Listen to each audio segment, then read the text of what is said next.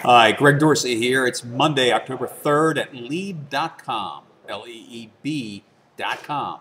Hey, if you haven't done so already, be sure to sign up for our free newsletter that will send you updates throughout the week, giving you keen insights as to what's going on in the markets. Well, as for today, it was another ugly day in the markets, and to be honest, it's starting to feel a bit like water torture, inflicting pain slowly and relentlessly.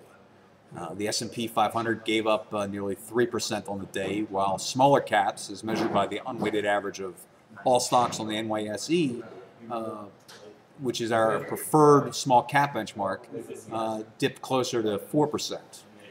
The Russell 2000, the more widely watched small cap index, plunged by an even greater 5.4% on the day.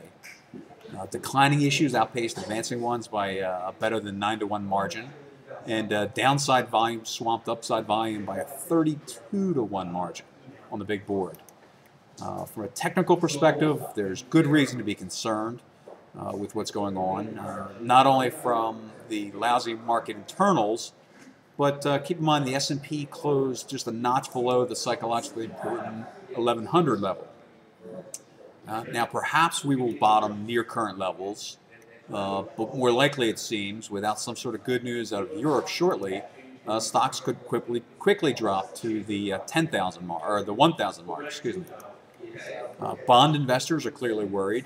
The yield on the 30-year Treasury is down to 2.76%, and that's certainly not due to the Fed's plans to buy long-dated bonds, but out of concerns of a liquidity crisis developing in Europe and quickly spreading worldwide.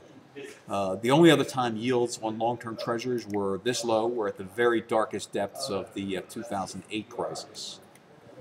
Bonds were not the only investment that caught a bid today, however.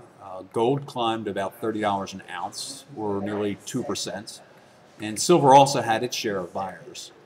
The mining stocks, however, largely tracked the stock market.